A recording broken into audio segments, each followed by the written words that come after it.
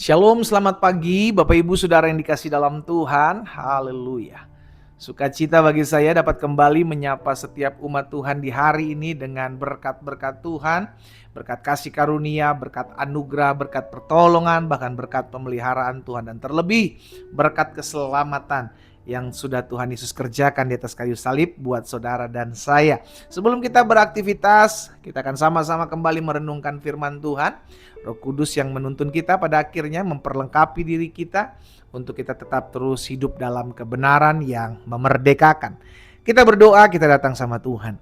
Bapa, terima kasih buat hari yang baru. Kami mengucap syukur karena Tuhan yang tolong kami, Tuhan yang menyertai kami, Tuhan yang memimpin kami dalam jalan-jalan Tuhan kami hidup. Saat yang indah ini kami rindu untuk mendengarkan sebagian daripada firman-Mu. Roh Kudus, urapi kami dengan roh hikmat dan wahyu, sehingga kami mengerti akan kebenaran yang memerdekakan kami. Bersabdalah atas kami, di dalam nama Tuhan Yesus Kristus kami berdoa. Haleluya. Amin. Amin. Amin. Saudara yang dikasih dalam Tuhan, ada satu kisah yang luar biasa yang akan kita pelajari hari ini tentang Nuh. Iya kan, Nuh, orang pertama setelah banjir atau setelah air bah yang menanam atau memiliki kebun anggur. Wih, luar biasa. Berarti anggurnya dia cuma punya dia semua itu, saudara. Kejadian 9 ayat 21 bilang begini, saudara. Setelah ia minum anggur, apa yang terjadi? Mabuklah ia dan ia telanjang dalam kemahnya. Saudara, saya ingat sekali ketika masa-masa dulu belum mengenal Yesus, iya kan? Hidup ya udah kerjanya itu aja. Makan, tidur, mabuk, makan, tidur, mabuk. Dan orang kalau udah sampai mabuk, itu udah gak bisa kontrol lidahnya, mulutnya, perkataannya, bahkan seluruh tubuhnya gak bisa dikontrol. Itulah yang terjadi dalam kehidupan Nuh. Nuh telanjang, gak bisa kendalikan diri, gak bisa kontrol diri, saudara dikasih dalam Tuhan. Itu sebabnya berbahaya sekali sampai seseorang jika dia mabuk. Bukan hanya mabuk minuman keras, saudara dikasih dalam Tuhan, tapi sampai namanya mabuk cinta, atau bucin gitu ya kan. Orang-orang muda hati-hati. Karena yang namanya mabuk itu selalu konotasinya negatif. Nggak menyadarkan diri gitu loh, saudara. Nggak bisa disadarkan gitu karena nggak kekontrol. Itulah mabuk. Itu sebabnya sudah dikasih dalam Tuhan, yang terjadi adalah Nuh mempermalukan dirinya sendiri karena nggak sadarkan diri, karena mabuk itu. Nah, sama dalam kehidupan kita, apa sih yang seringkali membuat kita mabuk? Apa sih yang seringkali membuat kita tidak lagi bisa kontrol diri kita? Apakah gadgetmu membuat engkau mabuk? Orang kalau udah pegang gadget kira-kira masih bisa diganggu nggak? Kira-kira masih bisa dikontrol nggak? Sesuatu yang tidak lagi bisa dikontrol, dikendalikan, sejatinya engkau sudah mabuk di sana, saudara. Ya, hati-hati saudara yang dikasih dalam Tuhan. Ya, sehingga akhirnya kita udah gak bisa lagi dikendalikan. Terlebih Roh Kudus yang menuntun dan mengendalikan hidup kita. Yang kita ikuti adalah kemabukan. Kemabukan itu yang membutakan mata orang. Kemabukan itu yang membuat tumpul perasaan kita, tumpul hati kita. Semua karena kemabukan, saudara dikasih dalam Tuhan. Ya. Itu sebabnya berhati-hati sekali, berjaga-jaga sekali. Jangan sampai ada sesuatu apapun yang membuat engkau mabuk, yang membuat engkau tidak dapat terkontrol, tidak dapat, bahkan diri kita sendiri gak bisa kendalikan. Nah, itu yang bahaya.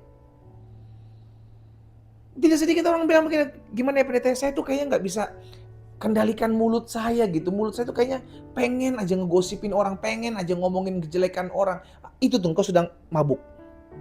Engkau sedang mabuk. Ya, ada banyak hal yang mungkin kita pikir ini mungkin biasa aja lah, tapi tanpa engkau sadari engkau sedang dimabukkan, dibuat tidak sadar oleh suatu keadaan, oleh suatu benda, oleh segala sesuatu yang akhirnya engkau menduakan Tuhan dengan apa yang menjadi kemabukanmu. Itu bahaya. Itu bahaya. Dan ujung-ujungnya sudah dikasih dalam Tuhan, kita udah nggak bisa terkontrol lagi. Sesuatu itu yang akhirnya mengendalikan hidup kita. Itu dimulai dari kata mabuk. Tidak sadarkan diri. Atau kalaupun masih sadar diri tapi dia nggak bisa mengontrol dirinya. Itu semua disebabkan mabuk. Biarlah kita yang menyelidiki diri kita hari ini. Ya, kira-kira apa yang seringkali membuat kita mabuk, saudara? Ya, apa sih yang seringkali membuat kita mabuk? Mabuk agama juga ada. Iya kan? Mabuk agama juga ada. Apa maksudnya mabuk agama? Ya kita menyerang orang, menghakimi orang, kita merasa diri yang paling benar. Kau sedang mabuk agama. Nah ini yang berbahaya sudah dikasih dalam Tuhan. Akhirnya jadilah ahli-ahli Taurat, orang-orang Farisi yang sibuk menuding orang lain, yang sibuk mempersalahkan orang lain tanpa mau mengkoreksi dirinya. Itu sebabnya kita mesti sadari bahwa kekristenan saudara yang dikasih dalam Tuhan tidak bicara tentang agama, tapi bicara tentang relationship, hubungan. Nah itu juga bisa memabukkan tuh. Mabuk agama. Iya kan? Jadi yang namanya mabuk itu selalu konotasinya negatif, saudara. Karena nggak bisa mengontrol diri kita. Yang mengontrol itu ya si mabuknya itu, kemabukannya itu yang mengendalikan. Dan itu bukan Tuhan. Segala sesuatu yang mabuk sifatnya, nggak terkontrol, tidak terkendali, nggak bisa diatur, chaos ujung-ujungnya. Itu mabuk. Karena yang Tuhan kehendaki adalah ketertiban, ya, keteraturan, saudara. Nah, orang kalau udah mabuk udah nggak tertib, nggak teratur, boro-boro tertib, nggak apalagi teratur, nggak ada. Namanya udah mabuk. Jadi hati-hati. Mabuk itu bukan cuma bicara tentang minuman keras. Betul, minuman keras bisa memabukkan.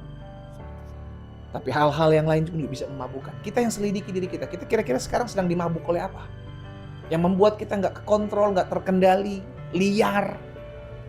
Apa kira-kira? Hanya kita dan Tuhan yang tahu. Biarlah ya firman Tuhan hari ini terus menyelidiki kita, mengajarkan kita, menuntun kita dalam kebenaran yang terus memerdekakan kita. Ya, kita berdoa, kita datang sama Tuhan.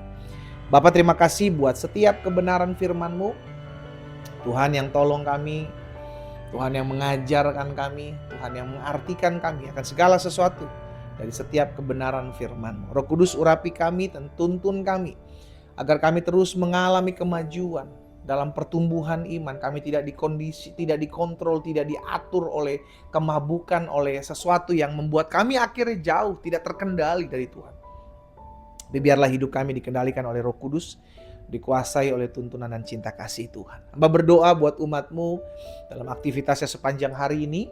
Biar Tuhan yang menyertai, Tuhan yang menolong, Tuhan yang memimpin hidup kami. Kalau ada yang sakit, hamba berdoa dalam nama Yesus. Tuhan jamah, Tuhan sembuhkan, Tuhan pulihkan. Sehingga setiap kami mengalami perjumpaan dengan Tuhan. Demi nama Yesus Kristus Tuhan kami berdoa. Haleluya.